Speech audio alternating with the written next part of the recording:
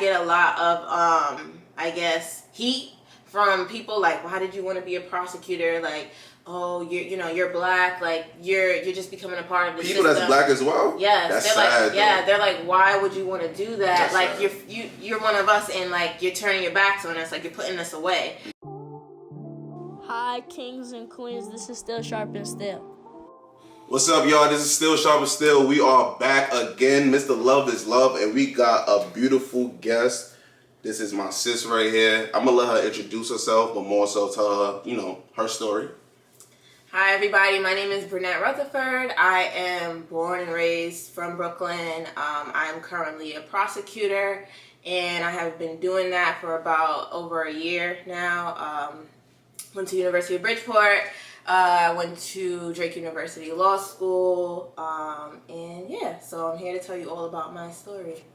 Yeah, we definitely got to tap in. First of all, you said you are a prosecutor now, but how long you been really practicing law, like since? Mm-hmm. Like, how long you been practicing law? So I started officially last year in August. Okay. And I have just been in the grind doing everything ever since. So yeah, it's been about a year and 3 months. How's that journey so far?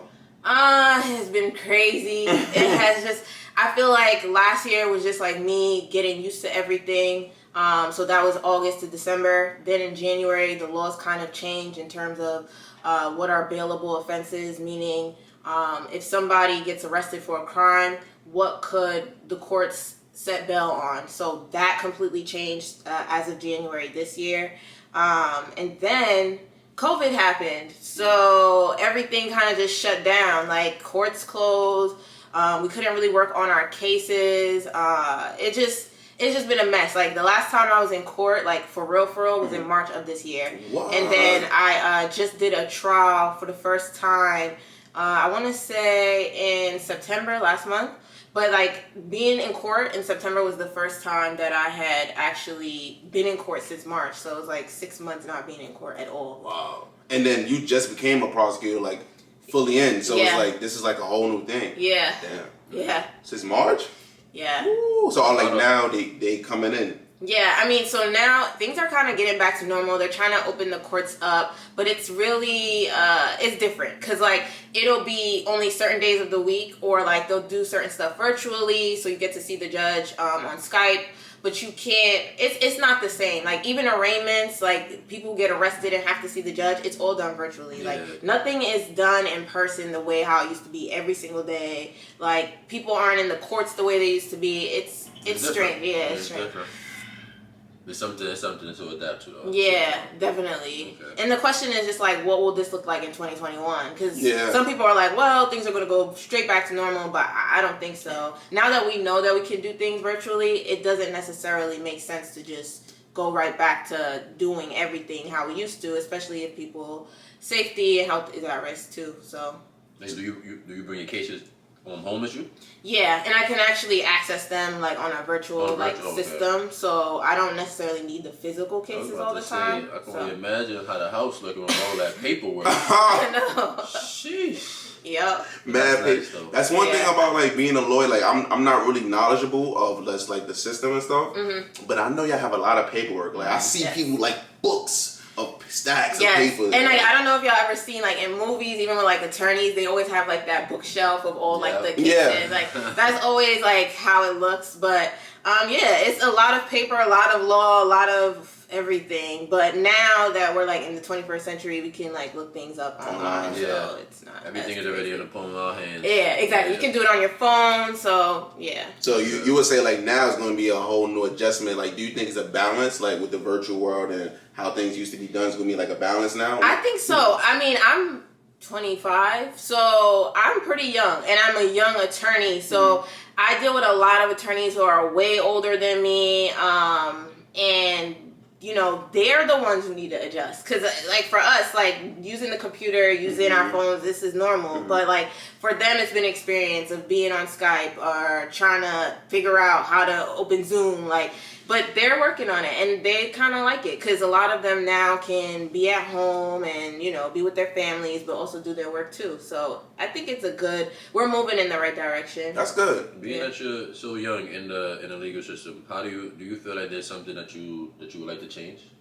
Yes, I think for me though, it's what I've come to realize is there's a lot of things that I can't necessarily change on my own, but what I can change in terms of like culture is having a helping hand to those who are coming after me, making sure that if I know something, if I learn things, I can teach who's coming after me or support those who's coming after me because I've already done it. So I know what it is, how I messed up, or you know, and I can be that support for those who want to do what I want to do. But in terms of like the law itself, that's a little more complicated because in order to change the law, it matters who we vote, like who we're voting for. It goes into politics. It's policy, It's so like there's a difference with law versus policy. Policy is all gonna be dependent on who we have representing us. This is economics 101 right here. Yeah. I remember that law versus policy. Yeah, for real. it's totally different. Like,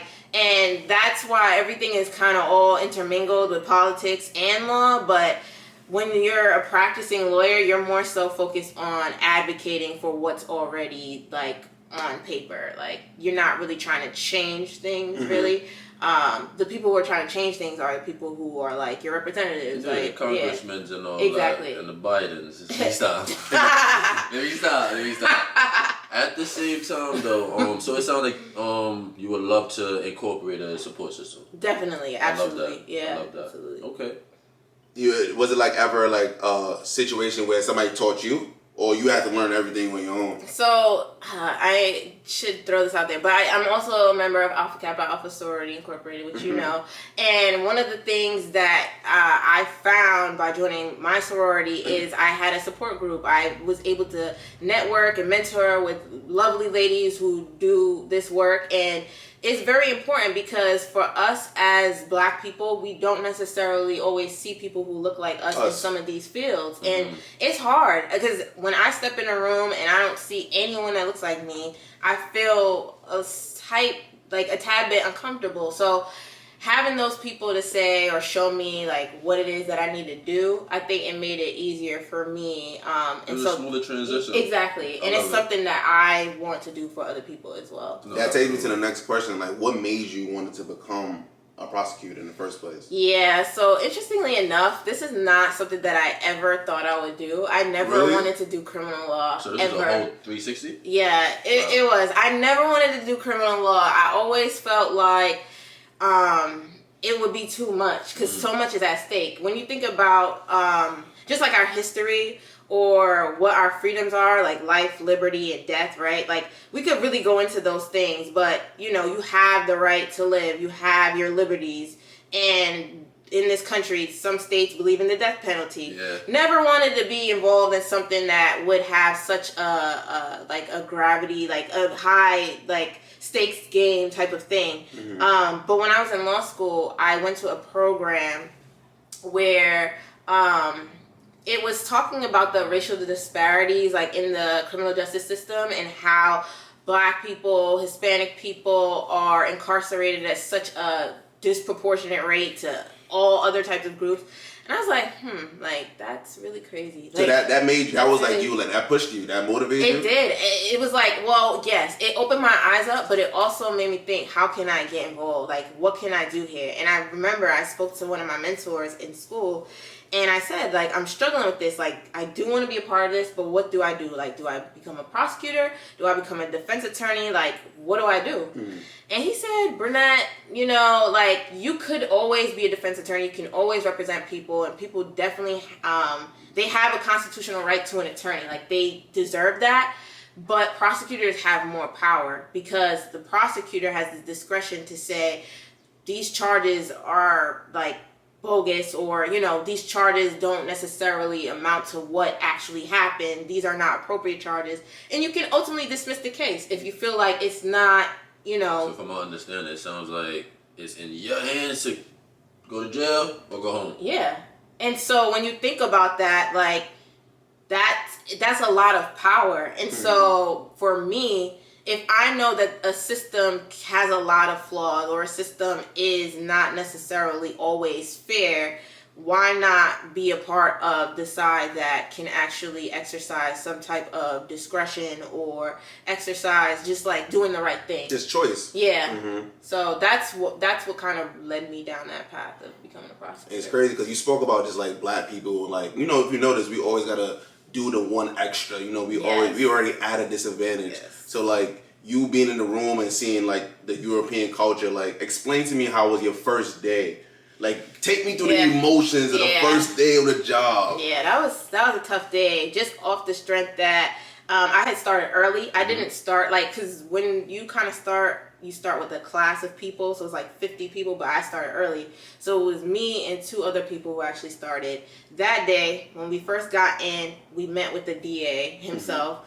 And he sworn us in, like we did an oath, raised our right hand and everything, like took an oath. Legit. Yeah, vowed to, you know, do the right thing, exercise the right amount of discretion, and that we would represent the district attorney. And like you're hearing these words and you're saying them, and it's like, okay, I don't represent myself anymore. I represent the district attorney, and everything that I do is a representation of, you know, the people of the state of New York. Like I represent, like, the state, like, people, right? It sounds like in that moment you was just realizing, like, yo, like this is all coming together. It's happening right now. Facts. Like it was just like, whoa, like this is what I've been working my whole life towards, and it's like I'm at the time I think I was 24, so it's just like, whoa, like this is a lot. Like I'm just this young girl, like who is.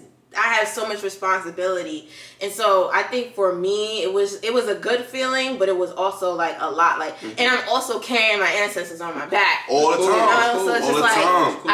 I was like, okay, like this is real, but I got this. I'm here for a reason. I could do this. So a lot of pressure, like, but you still got to do it. Yeah, though. exactly. How old are you, girl? Let's applaud the Black Victory, 24 as a prosecutor. You know, we want to shout out Brunette for all that. We're going to tap in with more questions, but I just want to show you love. You know, today you definitely pulled up. I got a shirt for you. Thank you. You know what I'm saying? Absolutely. Still Sharpn Steel. I love it. We're going to definitely tap in, though, because it's just a lot we got to speak about. And I do want to ask you, like, what makes a good prosecutor?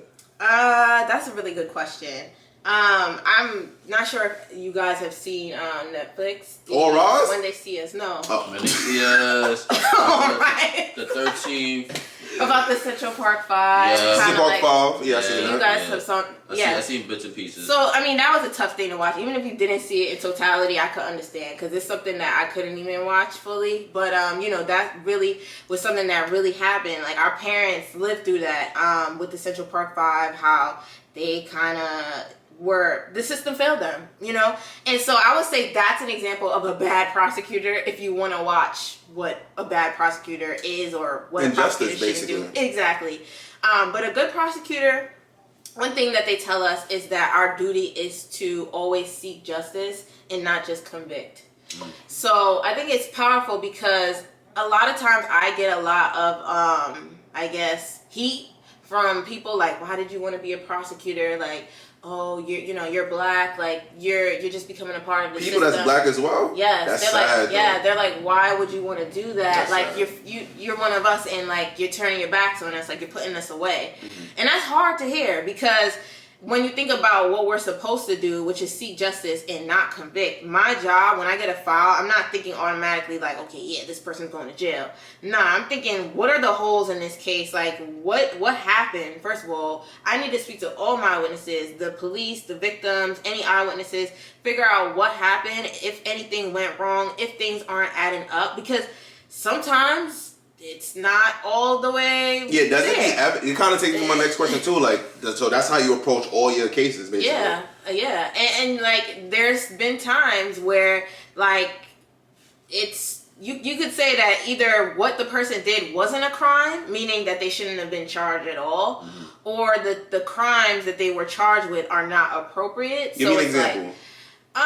Okay, so one example. If you could. Yeah, I'll give you an example because I'm not saying any names or anything like that. But I've had a case where A search warrant was done on a home, so the police were able to go into the home because the judge signed off on a search warrant saying that they were able to search the premises for anything that would be drug related, essentially. So that's what the police did. They executed the search warrant. I knocked on the door. They went and searched the home. What did they find? They found like cough syrup, like codeine type thing. Oh, like lean and stuff. Like lean. Yeah. Mm-hmm. So, they were charged with criminal possession of a controlled substance. That was a misdemeanor. And that's literally the only thing that the person was charged with. So, the defense attorney calls me like, hey, I don't think this is right, and you should look into it, this, that, and the third. And I'm like, all right, whatever, I'll look into it. I, get it tested by the lab who has to test whether or not there is anything in the cough syrup at all. Mm-hmm. Whatever. So we wait for that. Lab results come back. Do you know that the lab results said that there was nothing in the cough syrup?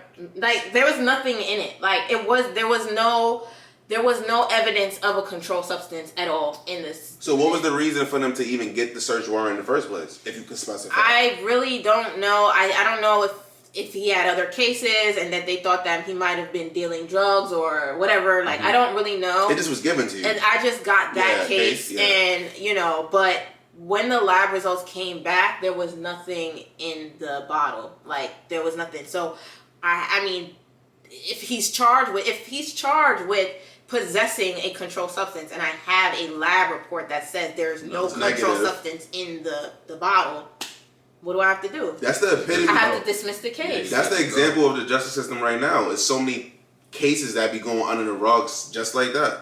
And how you feel about the no knock warrant that happened to Breonna Taylor?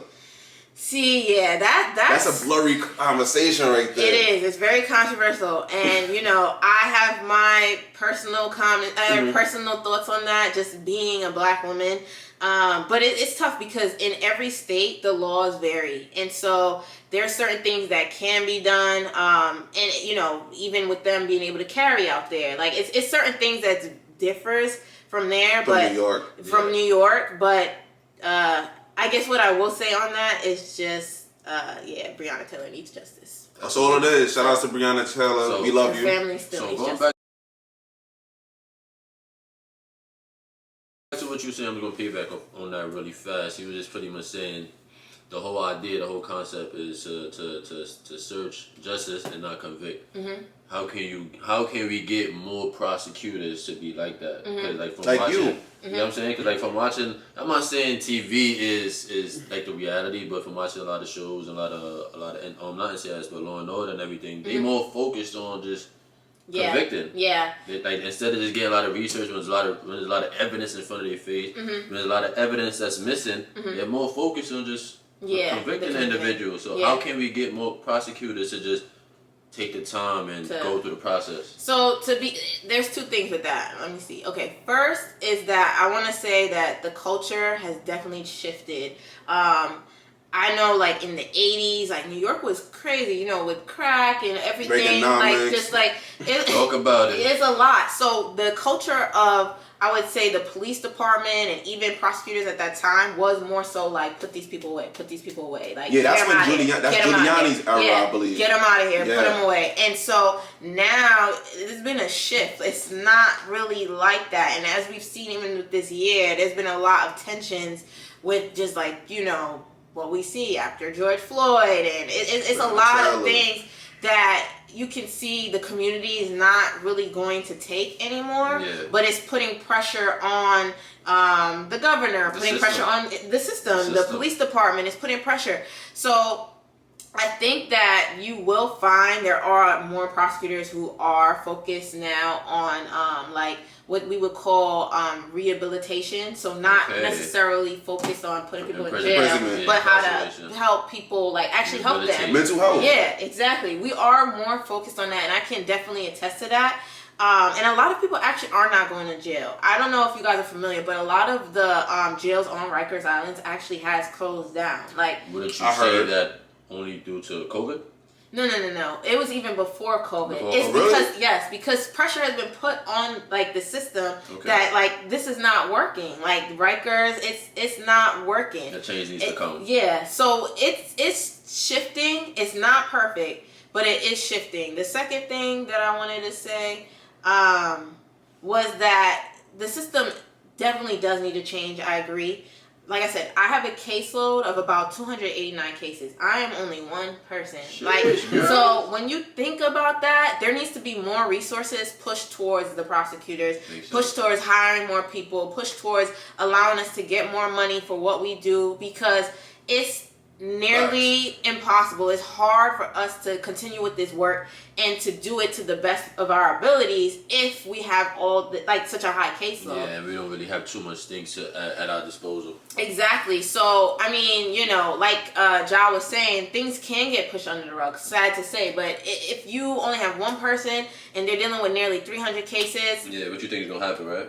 Yeah, I get it. Yeah, I get it 100%. But that's why it goes back to hiring more people. You was telling me before, like, it's really understaffed. Yes. Like, so, like, how you deal with 200 cases, that's bonkers to me. Like, and then being a black woman prosecutor is just even harder. Yeah. Explain that, though. I do want to know, like, how you feel being a black woman prosecutor. That's tough, and that's gangster. I love it. Thank you. I think one of the things that's hard is just like staying true to yourself. But I think that I've been through enough in my life to understand I'm never folding in that area. Like, I'm never gonna not be me. I've heard people, come to me and even say like, like just even my hair, like you having your hair this way, like that's really dope. Like, because that's another thing as a black woman. How are you going to wear your hair to work? Like, are you going to, do... That's in corporate America. Yeah. So it's just like, I'm staying true to me.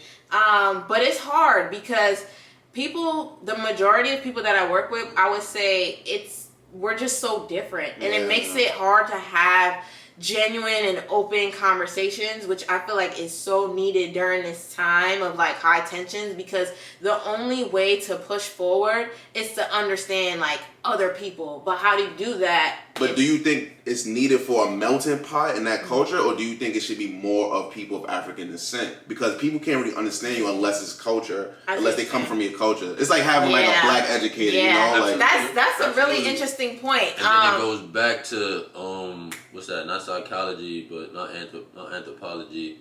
What's that one where they talk about people?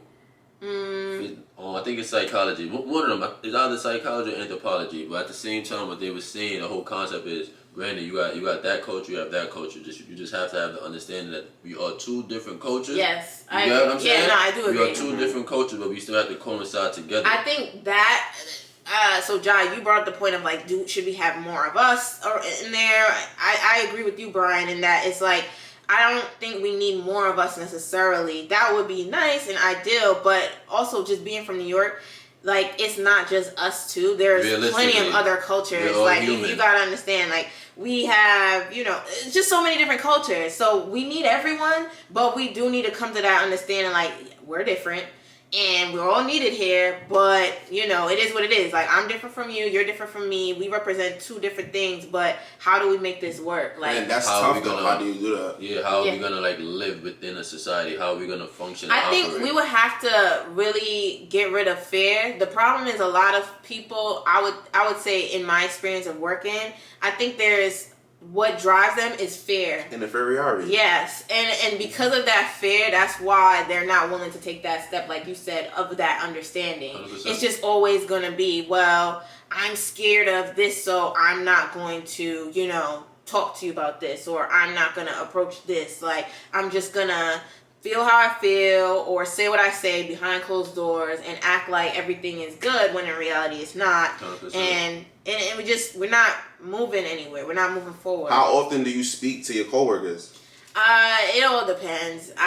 It all depends. Because like you said, right now it takes times where we do need those healthy conversations. Absolutely. We all need that support. Yeah, we do. But I think that I've come to the realization that, people are people, so it's really no shade to anyone. It's just that there are some people who are more open and willing to have tough conversations versus others who are just not there. And so you gotta give people credit. I know who I can vibe with. I know who I can speak with, and I don't really take it personally. Yeah. Like, more power to you again. You know what I'm saying? Again, like I love it. And you were speaking about just the shift of how the things was in New York from the 80s to now.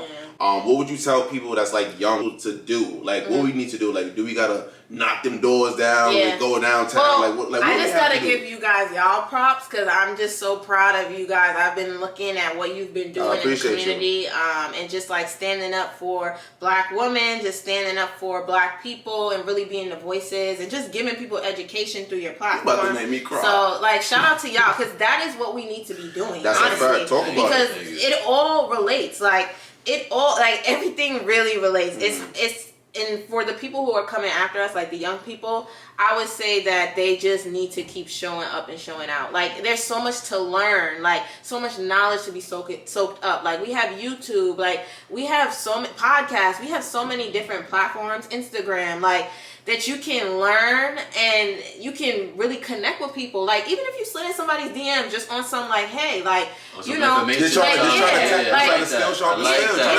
like that. Like, people really, most people are not gonna like be like, hey, I'm not gonna talk to you. So, you know, it's just about shooting your shot, seeing what you could do, how far it could go. Yeah, I like that. Like, that's solid. That's real thorough. Yeah. Nah, it's definitely needed right now, and I applaud you for your excellence, your victory once again. It's really tough to be a Black prosecutor and just being a Black woman. You spoke about just different leverages of education from YouTube, podcast, whatever it is. How on point you think school is right now?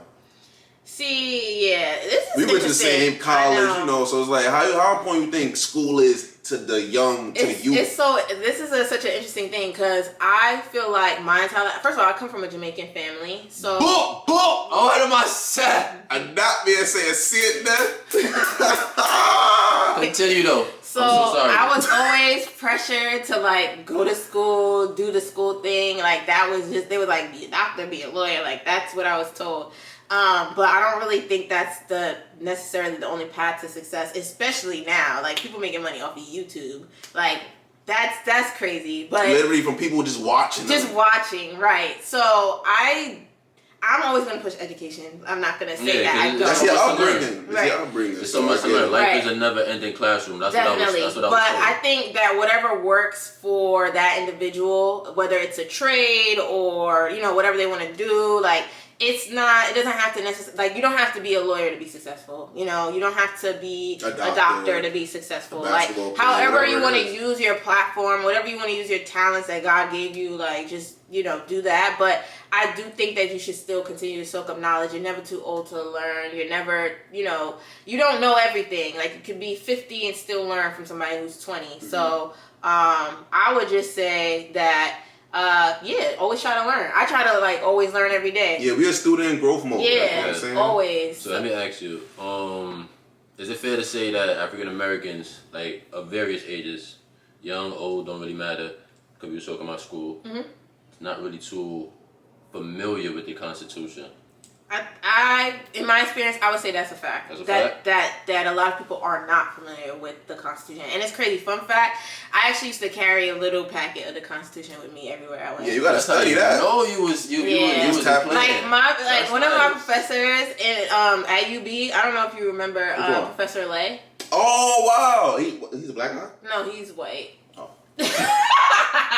But I love it. Cool. He's really cool. So one time I had class with him. I had class with him, and it was like, he was like, "Hey, like, does anyone carry the Constitution?" And I was like, "I actually do." He was like, "Whoa!" Wow, and I pulled it out. Move, right? Yeah, it really did. Because, like, no one does. Like, why would you, right? Like, but you should, because that's all your rights right there. And you live in the place where you at least should know, you know what I'm saying? Yes. If something goes wrong and they trying to, like, charge you or something, Yes. like, know your rights. Exactly. So back to what I was trying to say is, would you agree that we should start implementing a little bit more, how can I say it, curriculums based on constitutions in school? I definitely think so. I definitely do. I think the same way how we talk about, like, oh, we should learn more about stuff that, like, we can actually use as adults, like, you know, like trying to buy a house or stuff like that. Yeah, we should definitely know our constitutional rights, like, because you're always going to need it. Like, it's in everything. Like, right to, First Amendment speech, whether people can search you. So yeah, Fourth Amendment, like it's just it's important. Yeah, being a black man in America, I'm gonna be honest with you. I don't know my rights as thoroughly as I'm supposed to, but it's like you said, it's very important. So I'm about to start carrying. Even bearing arms, like the right to carry, like that's the Second Amendment. How you feel about that? Being in New York City, we don't have the. Yeah. Like, what's your personal thought about bearing arms in New York City? It's tough because, once you leave the city and kind of like you go upstate or you go to Suffolk, everything kind of changes. Like, you go like Syracuse and it changes. Don't go to Long Island. Yeah. And it's crazy because Long Island is right there. No, right, it's so close. Like from the city, but like on Long Island, they're more able to like more freely. Yeah, they can. It's crazy. Yeah, it is. But I think that everybody should be able to use, have their right to do whatever they want to do. But it's all about where we live. We live in New York City, so can't really. No, that makes sense. We were speaking about New York, how states vary with different laws and policies. Mm-hmm. Do you think it should be a universal, like, justice, like, law or, like, a universal policy for all states? Like... It's not gonna work. Yeah. It's not gonna work. Why do you think it don't work though? I lived in Iowa for about 3 years when I went to law school. And at Drake, right? Yep. And it's crazy because like being a New Yorker and then moving to Iowa is like, it's so weird because it's a totally different place. Like, well, they don't got oxtail there either. No, just corn. Just corn. Like, it's known for corn. You got no rice? No white rice? They got that. No rice and peas. Rice and peas, nah. It's a totally different place. A lot of my, like students that, well, I wouldn't even call them friends. I would just say classmates, I guess. They basically kind of grew up in a lot of small towns. Mm-hmm. And... some of them are farmers or like kids of farmers. So their experience is just totally different. And like, just to give y'all like a funny story, I remember when I got there, it was raining really hard. And I was like, oh my gosh, like it's raining. Like, like in New York, we just be like, dang, because once it's raining, like your day is just like, it's just like, you gotta go through hoops and hurdles. No, this person put me in check. He was like, no, the crops will grow. And I'm like, what? But see, they really believe in agriculture. Yeah. It makes sense though. Yeah, he was like, no, this is a great thing, like for the crops. Yeah. Like their crops will be able to like flourish. And I was just like, that's how they gotta eat. Right, we all gotta eat. But it was like, it was a humbling moment because I never had to think about like where food came from. Like it was never focused. Yeah, it's a totally, so when you talk about like can we get universal this, I don't think so. I just think that because our like the way we've grown up is different, like our lifestyles are different. I don't think you can focus on certain things and just make it universal. Yeah, because like New York is singular. Yeah, it can't be. Because New York versus we said Iowa? Oh, yeah. Iowa versus New York versus California. Like it's just 3 different, like all 50 different lifestyles. Yeah. 100%. Yeah. But I would think that like it should be justice on all grounds. Of course, but justice to... It's weird. That's what I'm saying. Justice is different to different people, which is like I don't necessarily understand that because I feel like there's certain things that's just human rights that we're asking for, but it seems that like they're just people just will never agree. I don't know. So what would you feel like you need to do? Like you being you, you staying solid, you being just you. Mm-hmm. What do you have to do to change that again? It's hard. That's a hard question because the only thing that I can do or that I try to do is just apply pressure on people that like I meet. But I've kind of gotten to a place where I'm like, all right, I don't know if people can change. Like there's certain like things that I don't know if like even when you bring the facts, you bring the statistics, you bring all of this stuff to certain people, it's like it doesn't matter because I truly believe that some people don't operate off of logic. Like, they only operate off of, like, emotion. So, when you bring them logic, you can't argue, like, logic with someone who doesn't operate off of logic. Mm-hmm. Like, even Jay-Z once said, like, you can't argue with a fool because those from a distance will never know who's who. Like, it makes no sense. Like, so I don't know. I would like to be optimistic that things will be better or that we can make things better. But I think, like I said earlier to you guys, all we can do is like focus on our communities, and that's it. Just make our communities better. Like not trying to change other people who can't even relate to us. Exactly. Would you see yourself? You spoke about previously about like the power of network. It's so important, especially in the system that you're in, and the industry that you're in. Do you see yourself one day having like your own platform, having that support system for people coming after you? Absolutely, that would definitely be a main Brunette goal. Law and Services. Talk dirty, have your own law firm. Might hire my niece or my daughter. Yeah, for real. Like because that's beautiful. Even me just thinking about it, it's just like that's amazing. I feel like y'all just. It's vision. You gotta envision it. Like, it all starts in the mental. Then once you start thinking about it, you just manifest it. You work on it. We get there. Let me ask you, what's the toughest case you encountered so far? That's so I don't know. Toughest case. As far as when he's, and I hope and quote me if I'm correct me if I'm wrong, Jaquan. I hope he's saying as far as like.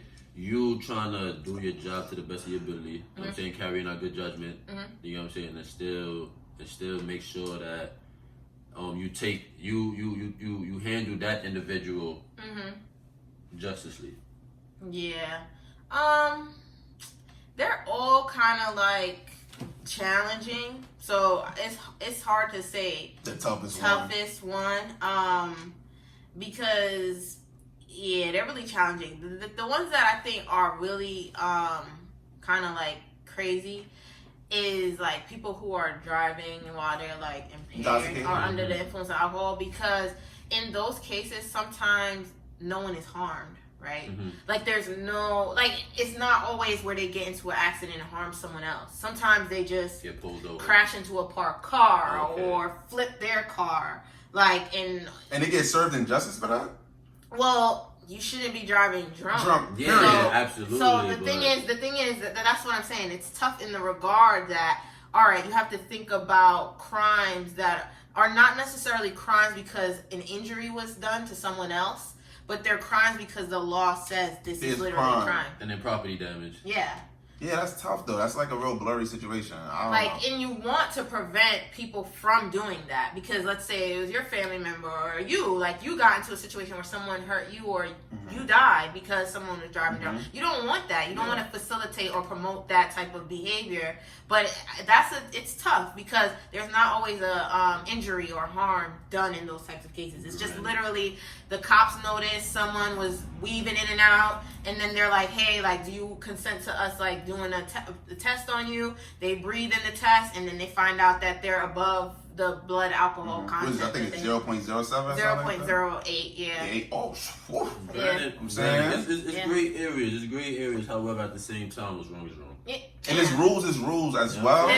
But then it's like sometimes those rules and those policies that they have in place should be adjusted a little bit. Like, let me ask you, when you look at those laws and policies and you see the changes, you won't be like, yo, these shit is outdated a little bit. Like, we in 2020 now. Well, it's interesting that you say that, because there's a particular law that used to pertain to like people who would carry gravity knives. Like, you're not supposed to have like a gravity knife. I don't know if you guys ever seen that, but it's like a weird kind of knife, but it's like an outdated type of knife. Like, if you were to have it now, like basically the law changed, I think last year, saying that you can carry gravity knives. Now.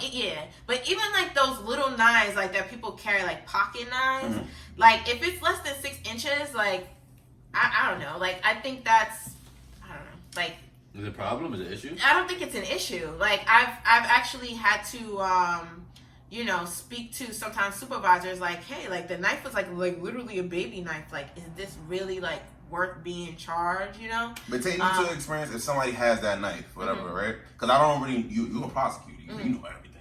So if somebody has lower than 6 inches and is legal, and it's in a situation when they have the self-defense, and they're charged with it. Has there been cases like that? I haven't really seen like okay, so that would be usually probably be a menacing case, because when you use like a weapon to use it against somebody else, it's usually charged as menacing, and then probably an assault, and then probably harassment.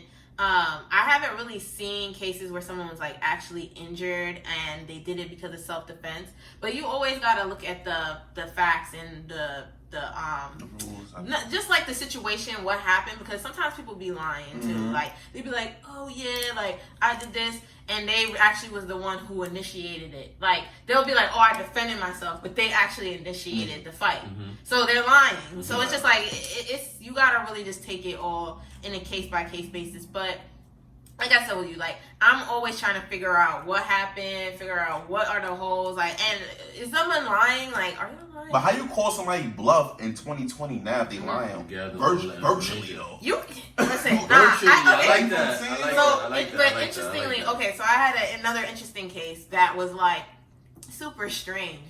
It was a boyfriend and girlfriend situation.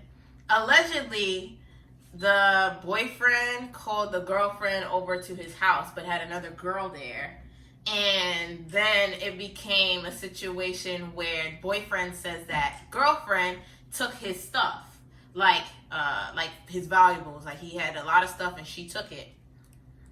So, you know, if you're going off of he say, she say, that's really hard, because she's saying she never took anything. He's saying that she took everything.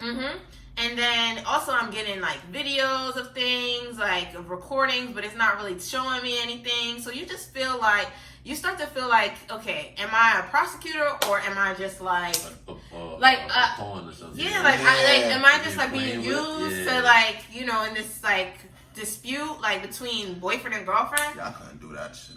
And it's like, this is very serious to some people. They're like, oh, this cost over $1,000. Like I want my stuff back. So it's just like, I feel like you start to put pressure and the truth ends up coming out. In that situation, I ended up getting a call later from boyfriend saying that he found his stuff in the house. His cleaning lady actually like put it behind his dresser, and yeah, I had to dismiss the case. But he wasn't lying though, because he technically wasn't there. He didn't know. Like he didn't know who took it. Yeah, but you know, it's like, all right, if you know, it wasn't true. She didn't take his stuff. So she was telling the truth the entire time. She said she never took his stuff. And even if she did move it behind the dresser, that's not a crime. At all. It's not. See, that's what I'm saying though. In the house. Yeah. At the same time, all right, how about this? Say now, you say you do domestic cases. How about like a mother and father with the kid, right? Oh my gosh. Yeah. I personally don't like those types of cases. That's like child, like those. Yeah, like child abuse or like stuff where like sometimes it's accidents. Like I've had parents who they left the water running while the kid was like getting prepared for a bath, like some set it off shit. Yeah, and they fell asleep, and you know, yeah, literally like that with the baby. Yeah, and it's accidents. It doesn't make them a bad parent, you know. So those cases are just tough. Like I don't know if you watch. I texted you like off camera. I was like, yo, you ever seen All Rise? No, I haven't seen that. Oh my, Brunette, I'm gonna hug you. You need to watch. She's a black judge, and she's all about justice. So you just type in All Rise, and she has it's one season right now, but it's 2 seasons like right now. It's on TV, but all about justice. You watch that show, Brunette, you can be like, yo, that's me. You probably better know. That's TV. Yeah. You know what I'm saying? Okay. It's a good show because it's all about justice, and you see the injustice that goes on every day.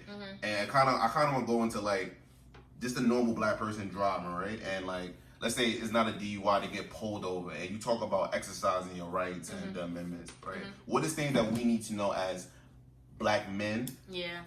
Just black people. Stay calm. That's number one. I know it's very hard to, even me, like I've had police officers like drive behind me and I'm like getting kind of like nervous, like freaking out.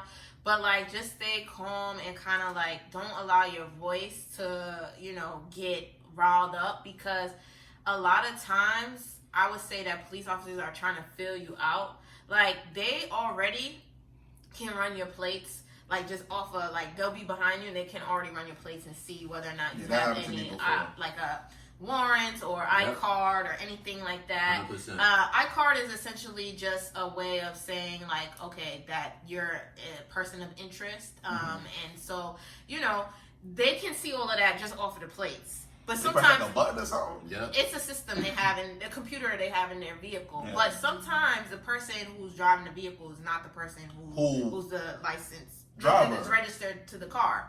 So they don't know everything once they get to you. That's why I would say stay calm, because you just don't know. You want to figure out. You ultimately with them, you just want to figure out what it is they want. Because you just want to get out alive. Like, you just want to get out of that situation. It's not worth your ego allowing yourself to try to be smarter or act like you're, just keep calm. And, one of the things that I start to notice even is that sometimes police officers may not tell you why they're stopping you. So just let them talk. Like, let them talk, because you don't even need to talk. The only thing they You don't think it should be like ask why you stopping me?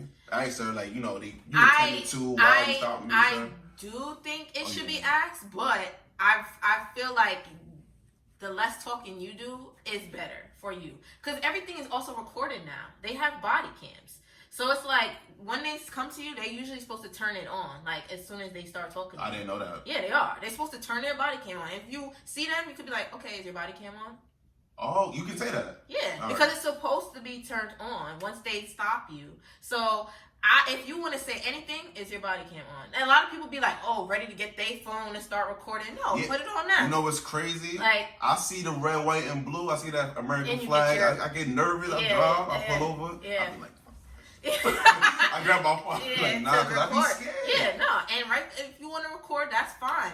But, like, honestly, their body cams is supposed to be on, so hold them accountable. Like, you know what I mean? And I just say let them do the talking, because they're being recorded. Like, it's good for you and them, honestly. But I think that they're supposed to tell you what they're stopping for. They usually do. They'll be like, oh, your tint is too, dark or whatever. And or you made a wrong turn, or you've been doing this, that. And then you're a black man. Just give them the license, whatever they ask for, and just, okay, all right, cool. Like, Just to bring it back, like, not to cut you off, because it's fine. I'm just over here just smiling, just taking it in. You know what I'm saying? I'm just taking it in, because 100% fact, and I cannot deny it. You wanna know why? Because it's like you going. We're gonna take it back to grade school. Like you going to the principal office. Yeah. When you're at the principal office, what you doing? You waiting to understand what's going on. Exactly. You know what I'm saying? Exactly. So it's like, and I'm bringing it back to my boy over there, because like how many cases people in situations with the law, they like this. The law don't know what you going for. Yeah. You know what I'm saying? Yeah. Why not just wait and let them do their job? I'm just, okay, all right, what you want? Less is more. Yeah, like, because once you go like this, everything becomes a problem. What are you doing? Yeah, what are you doing? What are you doing? I'm scared. Like, I don't understand. I don't know what you have, and now I gotta protect myself. But also, like I said, that's why the body cam take advantage of it, because this is what everybody asks for. They was like, oh, we think everything should be recorded. All right, now it's recorded. I'm really gonna exercise the right of just, put your body camera on there, because I didn't know. I swear I didn't know that. Yeah, absolutely. Questions gotta be asked. I'm not mad at that. Questions gotta be asked. But certain times, you just wanna let things just like just flow out. You know what I'm saying? Just go with the process. Once they done doing what they doing, then we go about our business. But it doesn't make sense how body cameras is implemented and people are still dying though. Yeah. I don't understand that. I mean, it's weird because like it again varies state to state. But it's crazy. It really is crazy that we have body cams and people. You said very state to state. Did you see? I seen a tweet probably like a couple days ago about the death penalty. We spoke about that a little bit prior to this. It's supposed to be done, right? They saying there's some states I believe that still have it. In New York has it as well. I don't think we have that. Yeah, I don't feel like no matter what kind of crime I don't know. Like what kind of crime or the level of crime somebody could to be on death. So let me ask you something. Even if someone like killed someone in your family, you wouldn't feel like that person would deserve the death penalty? I would feel like they need to just go to jail for a very long time. I would feel like I gotta kill that person myself. No, let me stop. However, at the same time, it's a messy situation. You get what I'm saying? I would feel very hurtful. I would really want vengeance. Like I would want vengeance. Like I'm not gonna lie, but I don't think that I could personally, you know what I'm saying, take somebody out of life. So y'all don't really feel like eye for an eye then? I mean, no, I believe in that. I'll probably cut your finger off, all of that. Marks. I'll probably do that, but kill you now, I don't know if I kill you. You know what I'm saying? I'll probably and it kind of goes to like the person and like how they value things. And because me personally, you take away my family, like my mom, my wife, my brother, like stuff like that, I'm coming after your ass. You know what I'm saying? Yeah. But in certain situations, you gotta understand before you react. Yeah. And I think that personally, it just depends on the person. But like, do you think like it, like let's say a judge, right? Do you think like it depends on the judge and like how they value things and their morality when they like, you know, have a case in front of them? They're not supposed to really incorporate all that. Like, they're just supposed to follow the law. Like, but you know, there's been even we've seen like with the situation with Meek and like people started to question, how you feel about like, that? Whether you know, I really didn't look too much into it. Yeah. You know, there's situations where a judge has to recuse themselves. Like, let's say, for example, the judge knows a party. Like, if I had to go before a judge, the judge knows me, the judge will have to recuse themselves. Like, they can't be in front of somebody or in front of parties where they have interest in. And so the issue with that situation was Meek and Nicki performing favors for the judge or like singing for them. Like, was it personal? Was things personal? And that's where it became an issue. Like, did she have an attachment to him? Was she obsessed with him? Like, what's going on? So yeah, that situation is weird because he was in that whole situation for more than 10 years, I believe. Yeah, because he was on probation. Since, I think 19 or something like that. Yeah, she stood up on like some of his cases That's crazy. But I really didn't fall into it, but judges are not supposed to let their emotions or personal stuff get into what they're doing. It's supposed to be strictly following the law, and that's it. Like, next time, you know what's crazy? Next time I see you, you're gonna have your own platform. You know what I'm saying? I'm gonna see that afro, see the locks, you know what I'm saying? 100%. We're gonna embrace all that black culture. You know, still sharp and still be out of here. Love is love, y'all. You know the vibes, baby. It was amazing.